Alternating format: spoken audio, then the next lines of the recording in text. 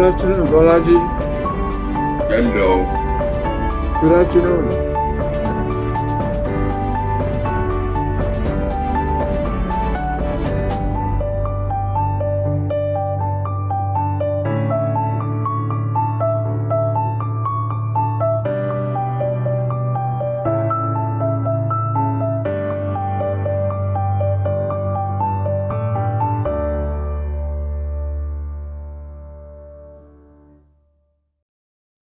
Good evening, ladies and gentlemen. Welcome to the broadcast this evening.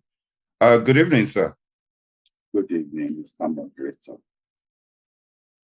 Let me start by asking how Nigeria is this evening. Well, we seem to have found ourselves in a rainy season. It's been raining cats and dogs since yesterday, at least in Lagos. And but I must say I've been accused. The accusation was private, but I thought I'll bring it out. So at least maybe we can say a word or two.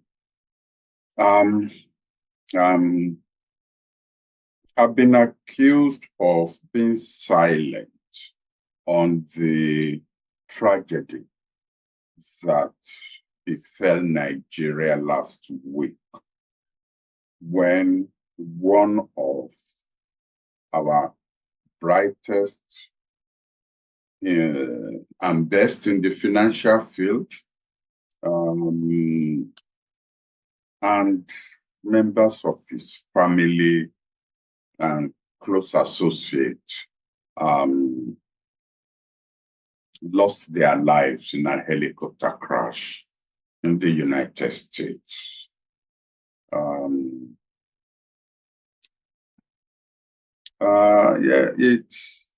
I tend to steer clear of personal tragedies, especially when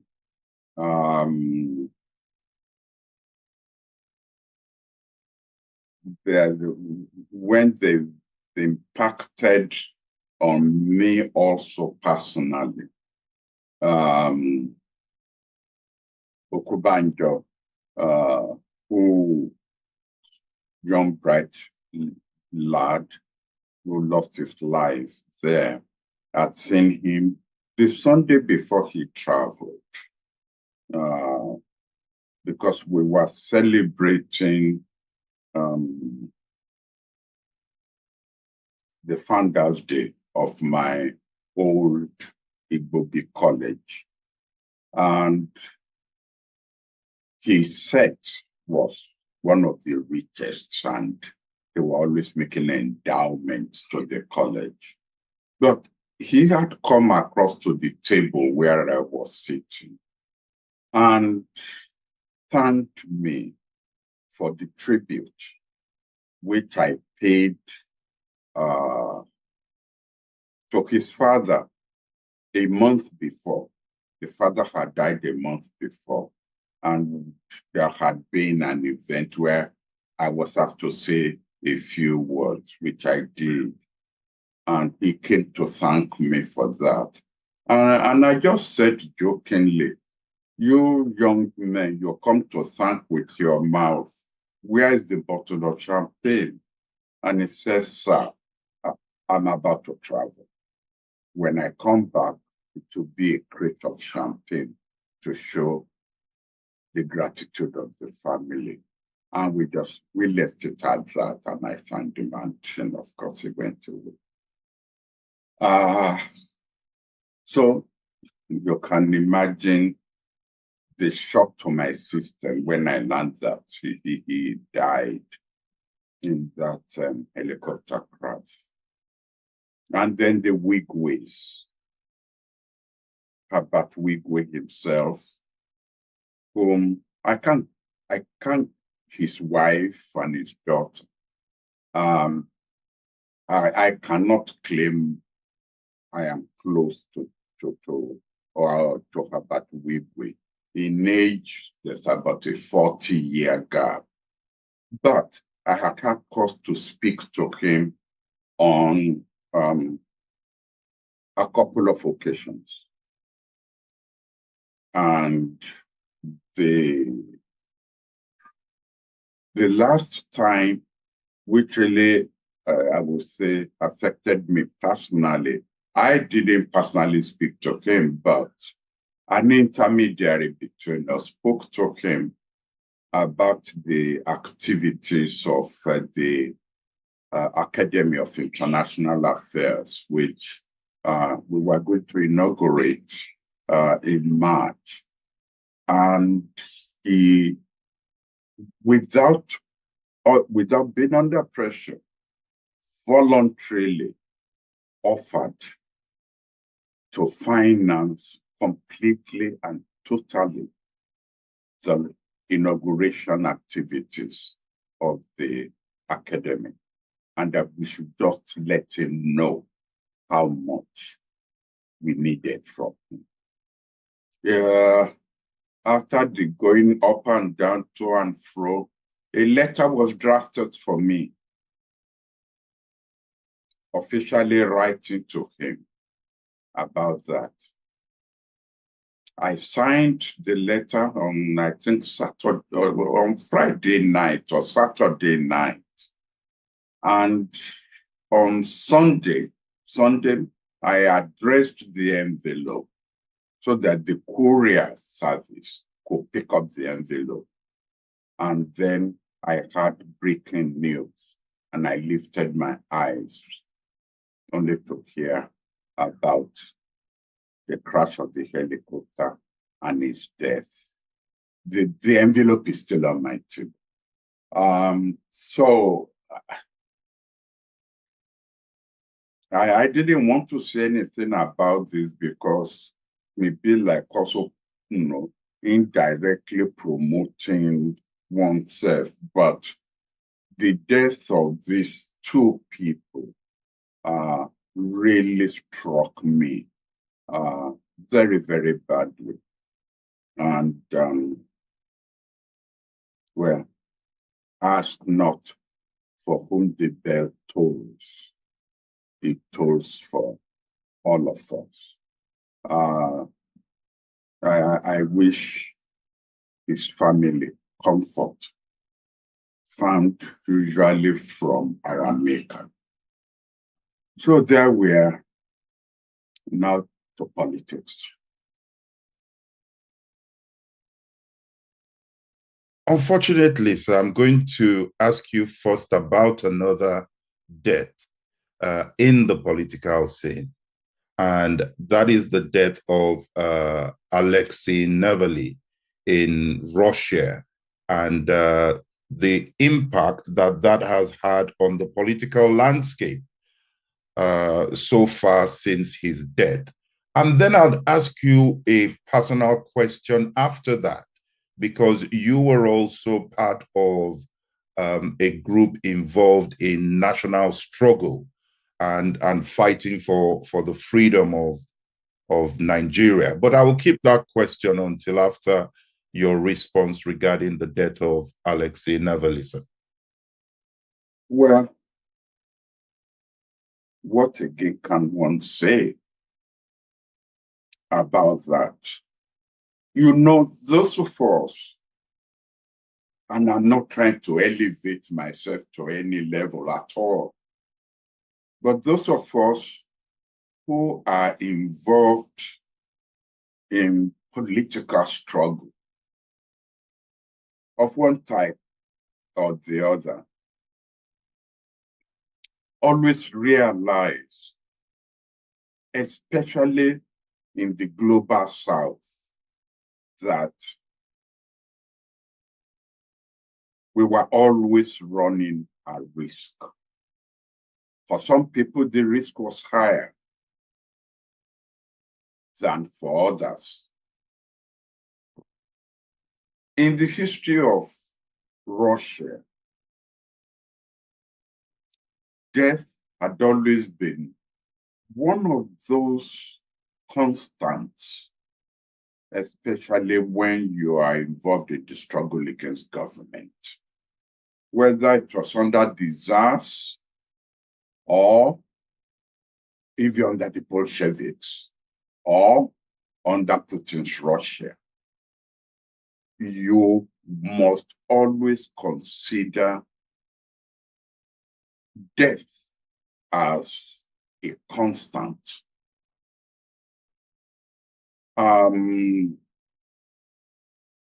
It is part of the intolerance of dictatorships towards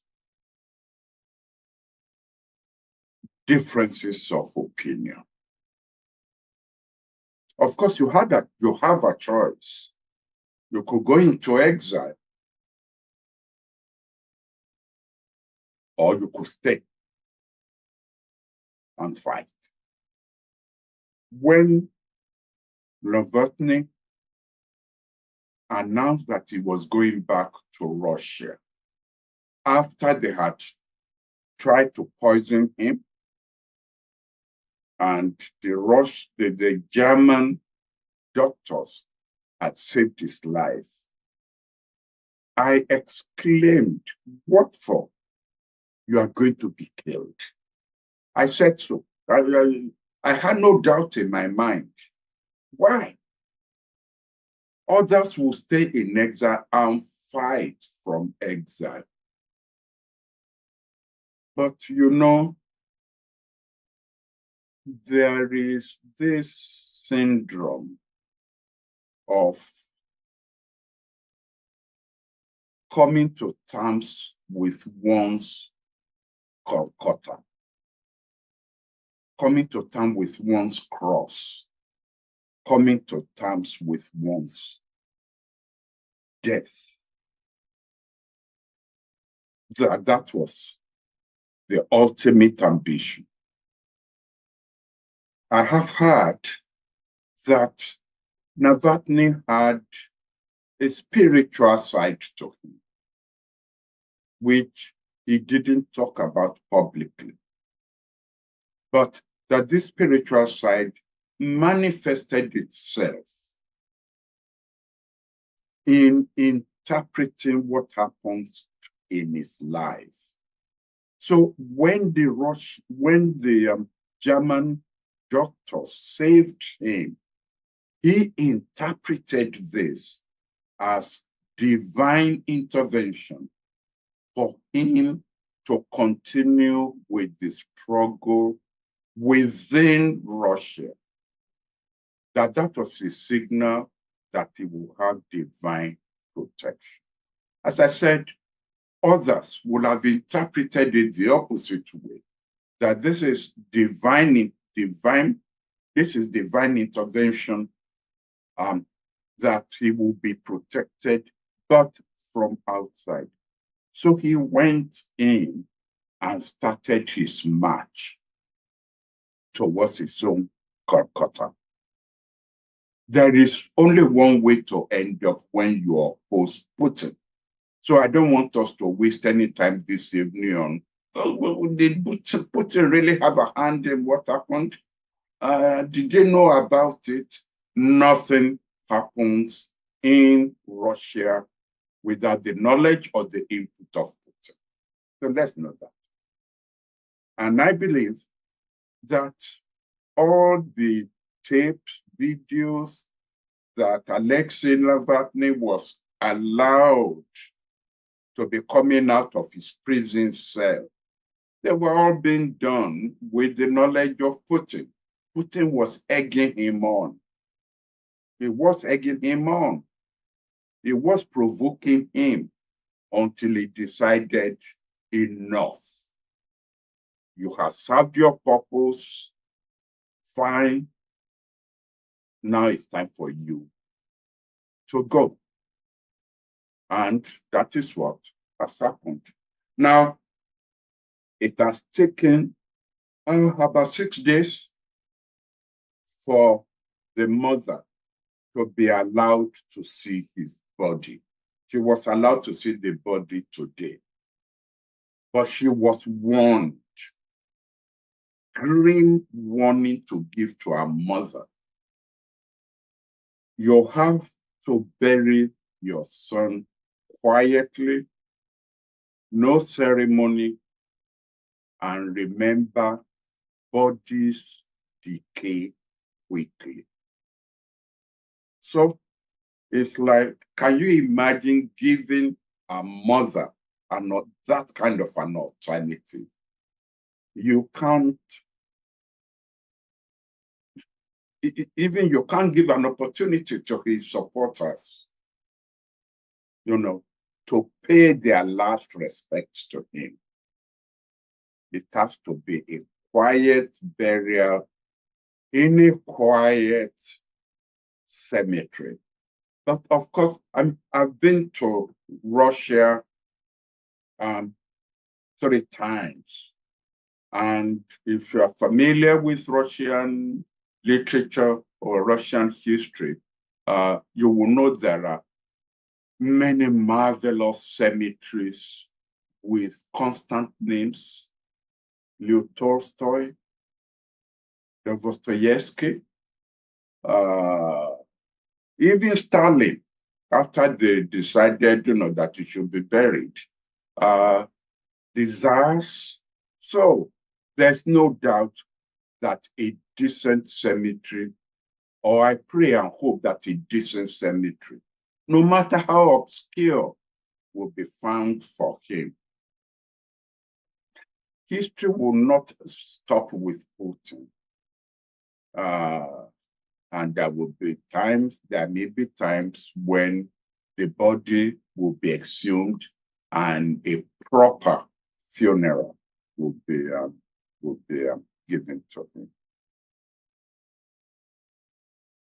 At what point, sir, and this is taking you back to your NADECO days and the impact of what you did, because some of what you described about going into exile, you also did that and you experienced that. But at what point do you get to, as a figure fighting for the freedom of a country, where you say, is it worth my life? For you, did you get to that point where you thought, is this struggle worth my life? No. The circumstances surrounding my going into exile, I also must say, the circumstances have some, shall I say, also have a divine input. I didn't plan for it. I was a member of the Central Working Committee of NADECO, based in Lagos. We had gone for a meeting, and we can mention names now, I suppose. We've gone for a meeting in Chief Fala's house, and news had then come down to us from our own sources within the administration that there was going to be a broadcast the following day, and that Abacha was going to ban NADECO.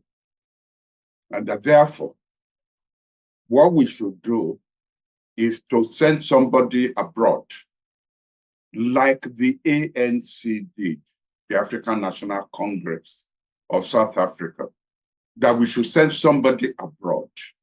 And that somebody will be the voice of NADECO abroad, while the voice of NADECO internally was silenced. And of course, the usual culprit was picked, me. I protested. I wasn't prepared for this, but they said, you've been a former foreign minister. People will recognize your voice. And then you have connections. People know you. So you have to go. And since the man is going to ban NADECO, the following day, you have to leave tonight. Tonight. whoever plans an overseas trip, you've just given me a few hours. Anyway, not to cut a long story short, the plan was made. Who will smuggle me abroad, across the border? Because again, if this man was going to ban NADECO, the chances are that there will be a list of NADECO oligarchs who will not be allowed to leave the country, so that the list will already be at the airport. And in any case, if I had to leave that night, too late to make bookings and so on, I must leave Nigeria that night.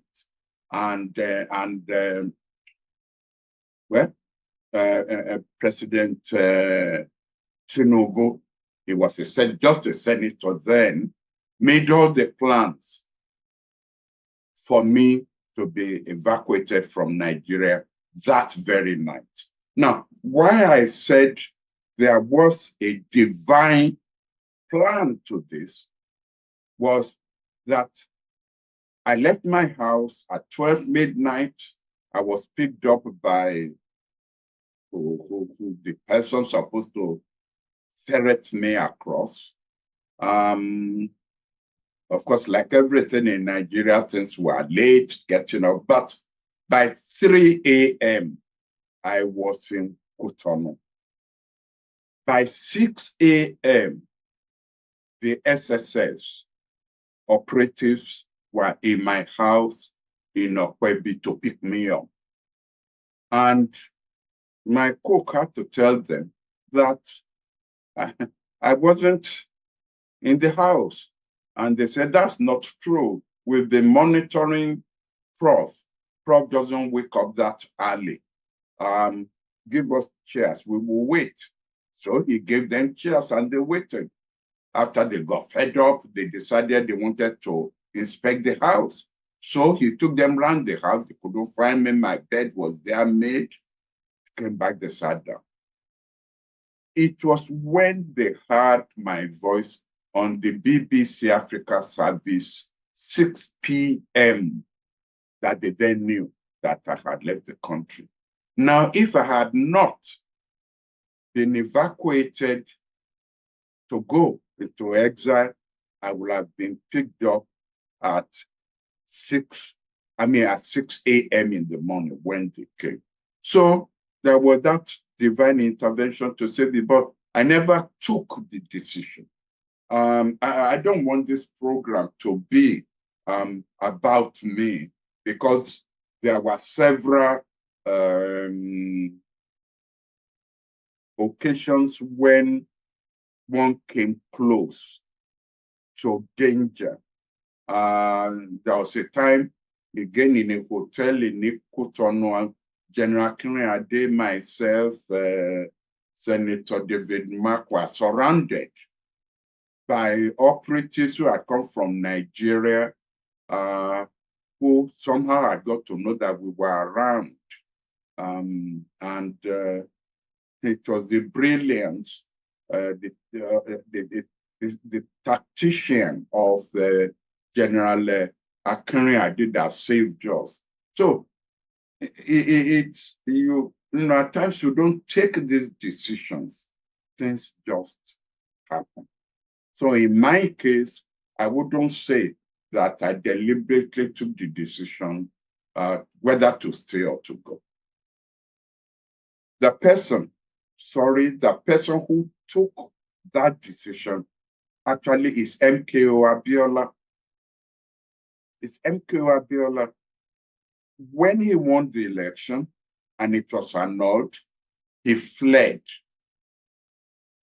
And he came under severe criticism that he was a coward, that, he should have stayed and fought. Very few people knew how much that hurt him, that he was a coward. I knew because I was told by his wife, Kodira Tabiola, who once said to me, please, my husband is not a coward.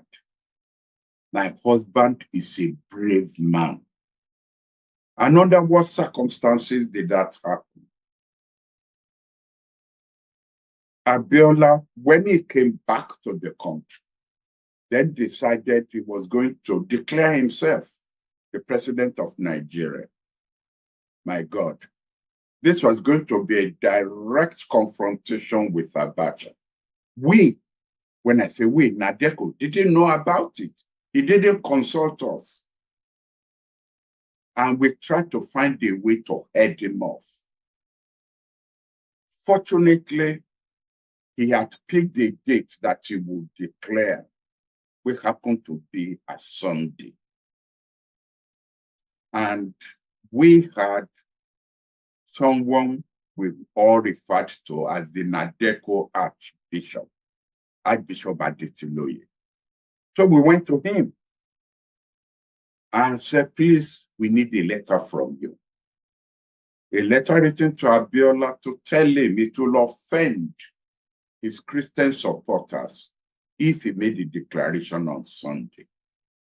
Adetiloye wrote the letter, gave it to us.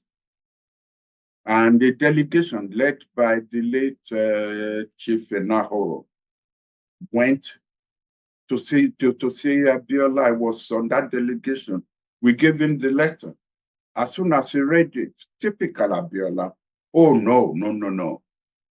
I will not declare on a Sunday. I must not offend my Christian supporters. So we all heaved a sigh of relief.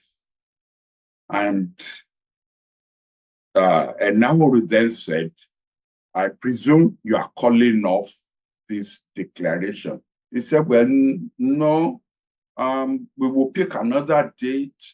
And Enahoro said, please consult very, very widely.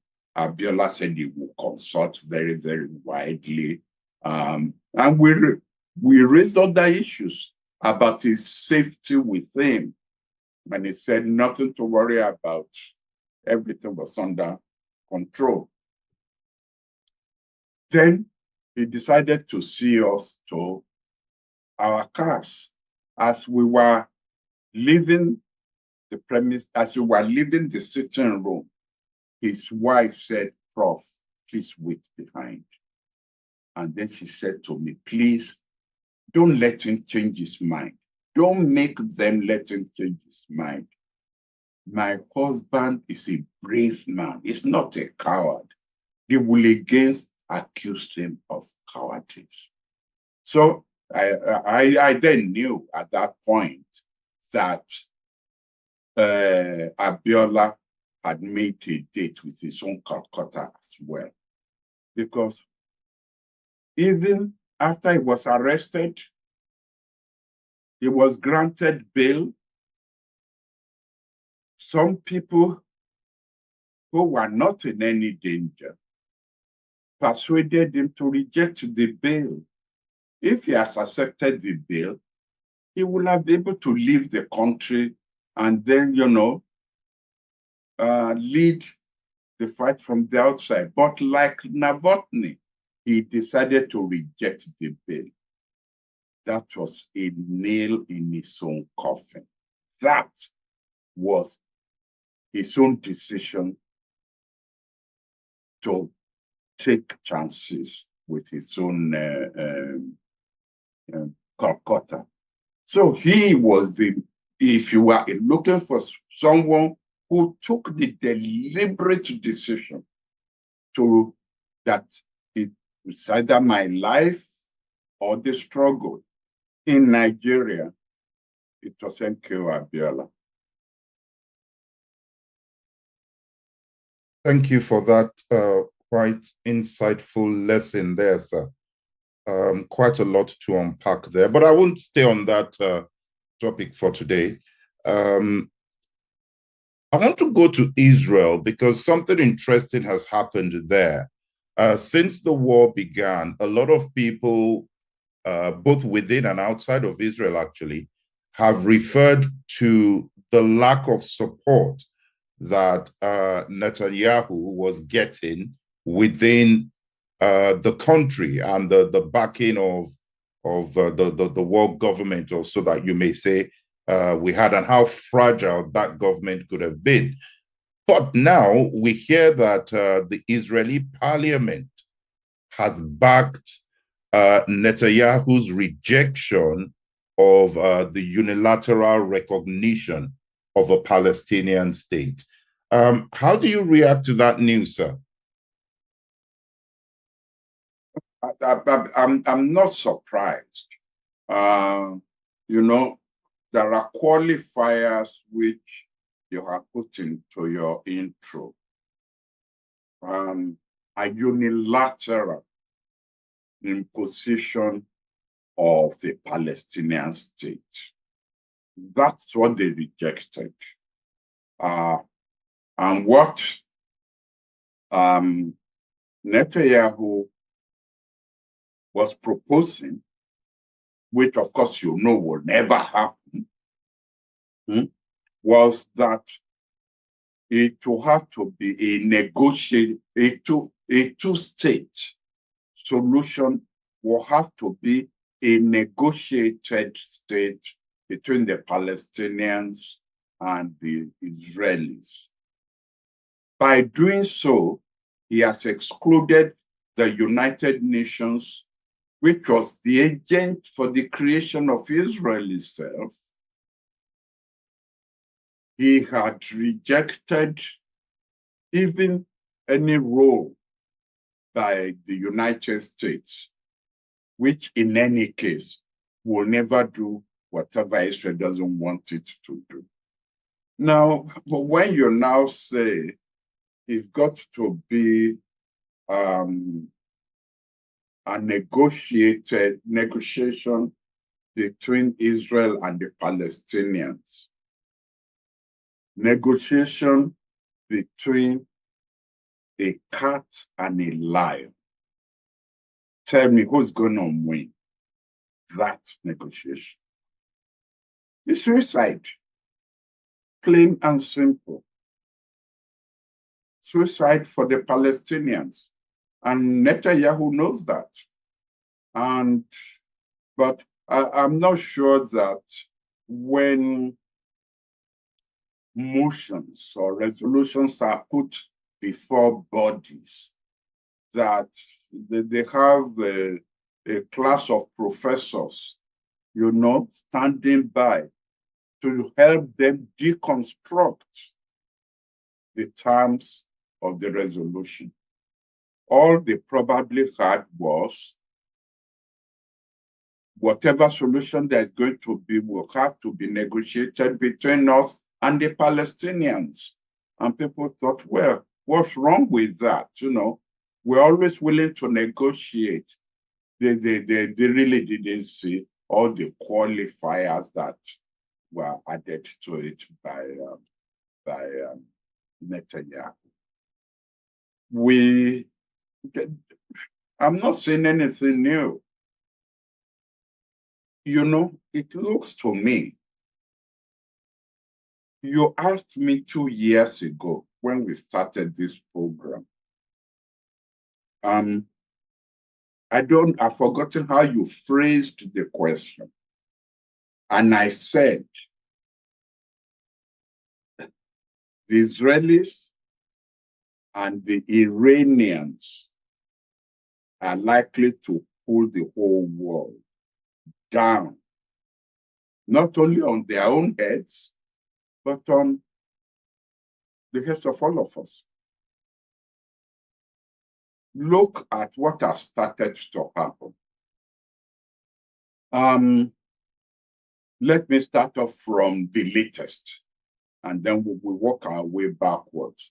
Look at the scene in the House of Commons yesterday. I put it to you that the days of the Speaker of the House of Commons are numbered. All over what? Gaza. If he's not careful,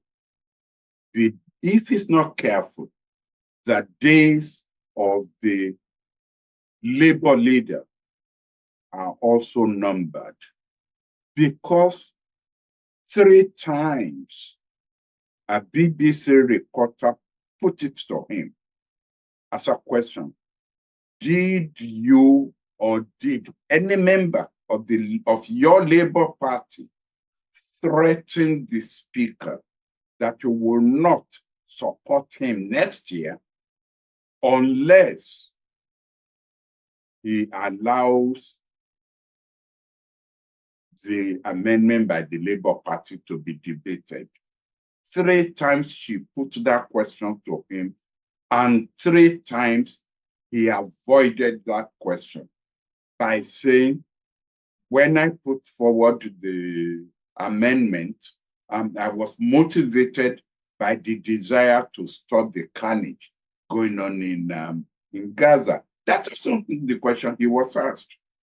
So it's likely to come out that the speaker was threatened either by the leader of the Labour Party himself directly or with his knowledge, and he's likely to lose his leadership.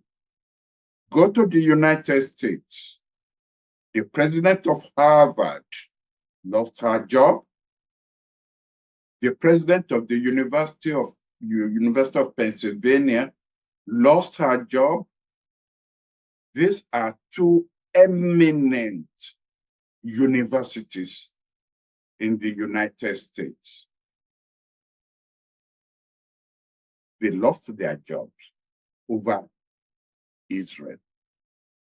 And, well, I'm not a prophet, definitely not a prophet of doom, but if I'm to put my money on the election in November this year, I wouldn't put my money on Biden going back into the White House.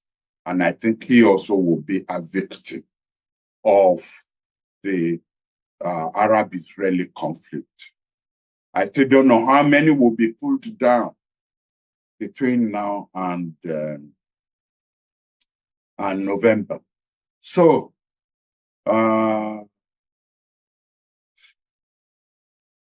Netanyahu is prepared to go down fighting, and like Samson, pull the roof over everybody's head. Do you think, sir, that there is any way in the near future where an Israel, Iran, Palestine discussion will not be as decisive and divisive as it is now, where conversations can happen freely between the Palestinians, between those in Gaza, between Israel, between Iran? Do you foresee any time in the near future where there could ever be any form of normalized ties between those groups of people?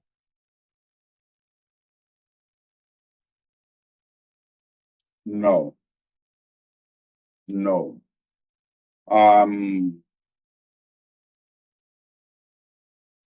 I believe me, trust me, I have, as a professor, you play with options, because the options then helps you to perhaps, write an article or release a statement offering those options. This question you have asked is not a question that is confronting me without preparation. So many times, so many times I've thought about it. No. I think we, the world, allowed rationalization and reason to abandon the world. not when Israel was created, no. But when Israel in creation was surrendered to the forces of violence, to the forces of irrationality, to the forces of, frankly, evil. Do you know? History tends to forget people after a while. The first United Nations official who was killed, who was assassinated deliberately in Israel, was in Israel. And the head of the organization that assassinated him, who was well known to everybody, became the first prime minister of Israel. The leader of the organization that assassinated that United Nations official, all because the man was trying to be,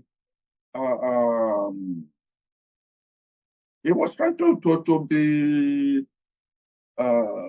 he thought that his proposal for division of the land between Israel and the Palestinians, or the Arabs, as they were called, was fair. Anything that was fair was regarded by the Israelis from the very, very beginning as anti-Israel. For Israel to accept anything from you, you must, the proposals must be weighted in favor of Israel. No two ways about it. All the man was trying to do is rational death. He was Swedish. They shot him. And they knew the people who shot him.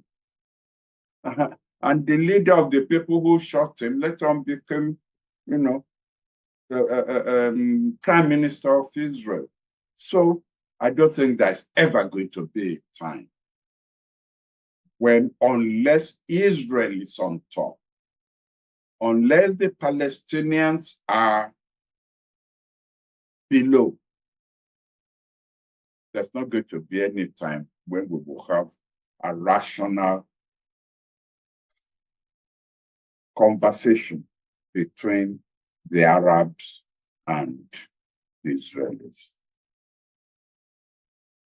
Thank you for that, sir. Let me go to the Horn of Africa, because there was some news I saw earlier on, which I thought would be good to get your view on.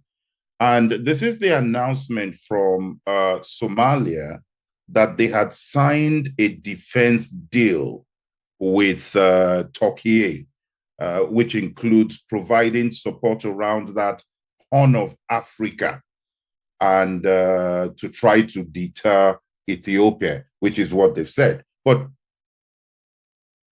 how significant is Turkey signing a defense deal with Somalia? Well, it is significant because Turkey, people, again, maybe because we don't teach history anymore, not only in Nigeria, probably in other parts of the world also, but they don't teach history. Just to forget that at a point in time, at a particular point in time,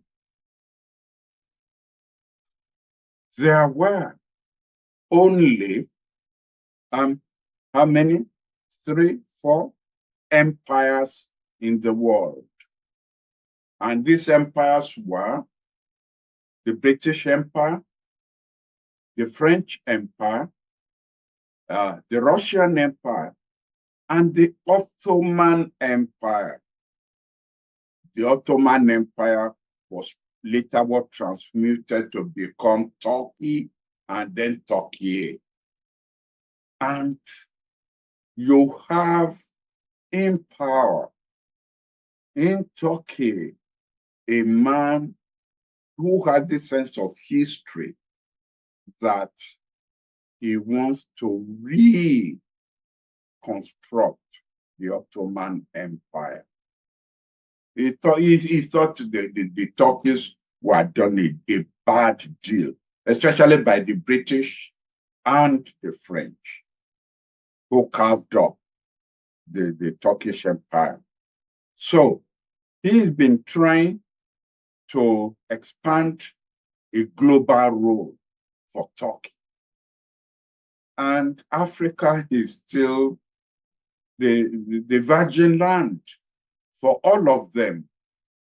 Turkey, Russia, China, the United States, France, who else have I left out? So he's coming.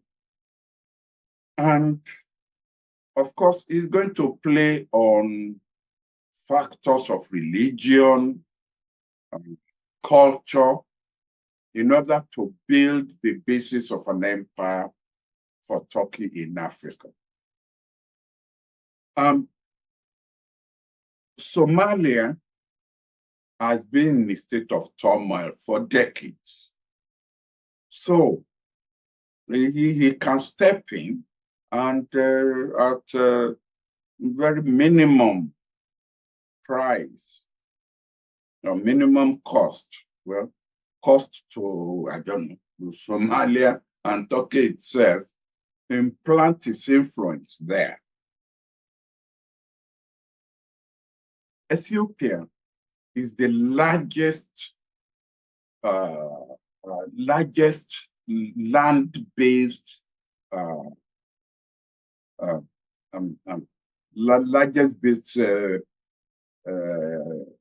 land in Africa that is enclosed by land, no access to the sea.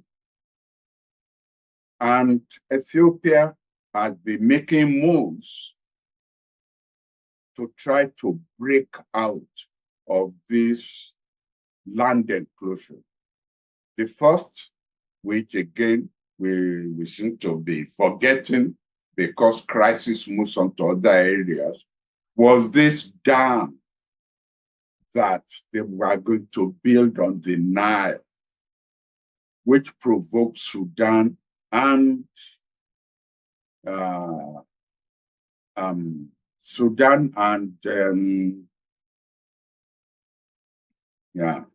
oh well, can't remember now who the second, Sudan and Egypt provoked them to say, no, you cannot build this Renaissance dam on the Nile. We will go to war if you try to do so. Where with Sudan going to pieces, they succeeded in building that dam. Then they now decided to approach Somaliland. There's a difference between Somalia and Somaliland. Now, Somalia insists that Somaliland is part of Somalia. That Somaliland insists that it is an independent country. And now Ethiopia has signed an agreement with Somaliland that allows it to build a port because Somaliland is on the sea.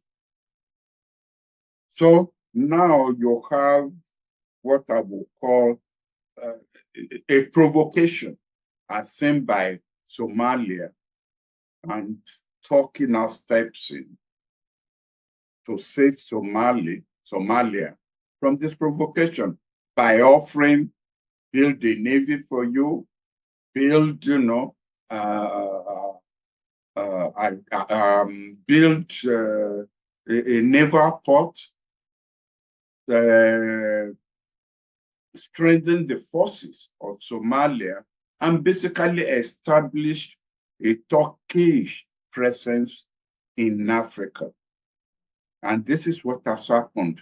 So again, Africa has become a playground for the superpowers, both those who are superpowers and those who are aspiring to be superpowers.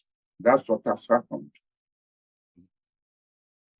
There's been some breaking news just as we were about to start the program, which I'm going to pass to you anyway, just to hear what your views are. Fortunately, I am here in the UK, and I can avoid any punches that may come my way. But President Biden seems to have been pushed to the wall and has used some very, very unpresidential-like comments or statements, should I say, about President Putin. I don't know if you saw that before you came on air, sir. But I think that there are ladies on this platform, so I'm not going to repeat Biden's colorful language in referring to Putin. But it's not, are you surprised? He has used such colorful language in making reference to the Chinese president before. I think he thought the camera, the microphone was turned off. And American politicians use very colorful language politically when they are not seeking to appear presidential or gubernatorial or senatorial. Then the language that comes out of their mouth, you will think you are in 1700 cowboy America. So I'm not surprised. I'm not surprised at all. What I would like to hear is what Putin calls Biden behind the camera.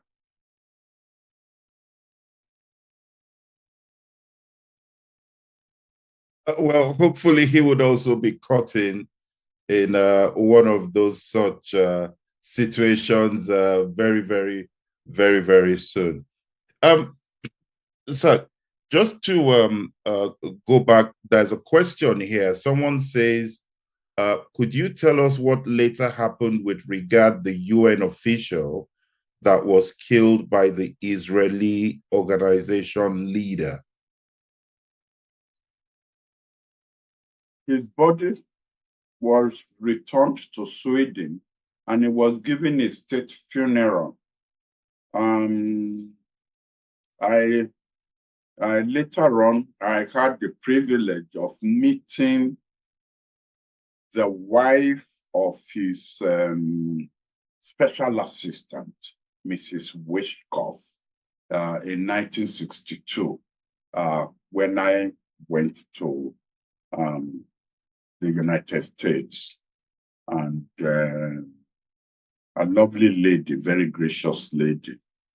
But so the body was, but you know, the funny thing was when the shots were fired, several shots. There were 1, 2, 3, there were 4 people in the car flying the UN flag, and only the UN official was killed. And the man who fired the shots turned to the Israeli aide who was sitting beside him and said, "Look at my face. You've seen my face. I've also seen your face. If you talk to the police, will come for you and your family. That's what the Israeli assassin said to the Israeli man. So it was known all over the streets of Ashkelon who the assassin was. But nothing happened. Nothing ever happens when an Israeli becomes a terrorist. Nothing ever happens. He becomes prime minister. But when a Palestinian retaliates in assassination, the whole world is told he's a terrorist. And of course, because the media is controlled by you know who, that is what gets around the whole world. That's what we are told about. But when an Israeli does it, he becomes prime minister.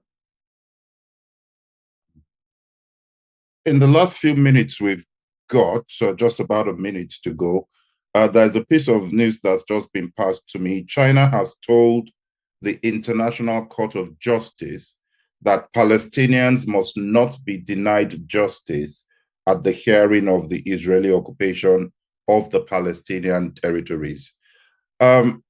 China seems to be coming out backing the Palestinians. Is that significant in the developments in the war?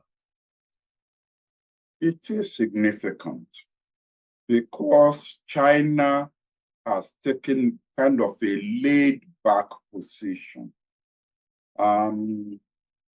Speaking, although its ambassador at the UN will speak in the Security Council of the United Nations, but by and large, China has taken a back position, which again is part of Chinese political philosophy.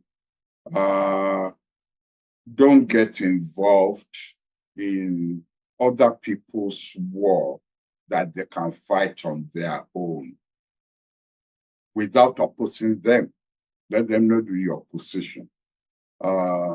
It's left the Gaza war to the Americans and the Arabs and the Israelis.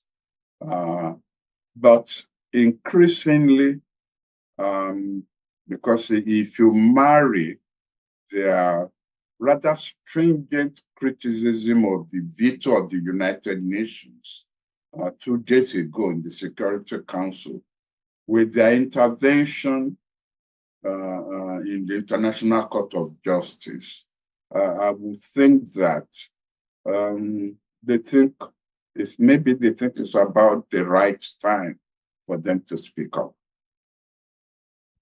Thank you very much, sir. There's a last comment. Okay.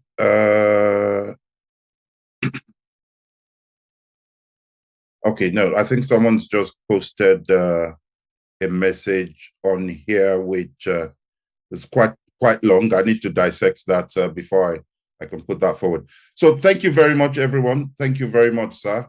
On that note, we'll end the program tonight, and we'll be back same time next week. Thank you very much, sir. Good night, sir. Good night, everyone. Good night.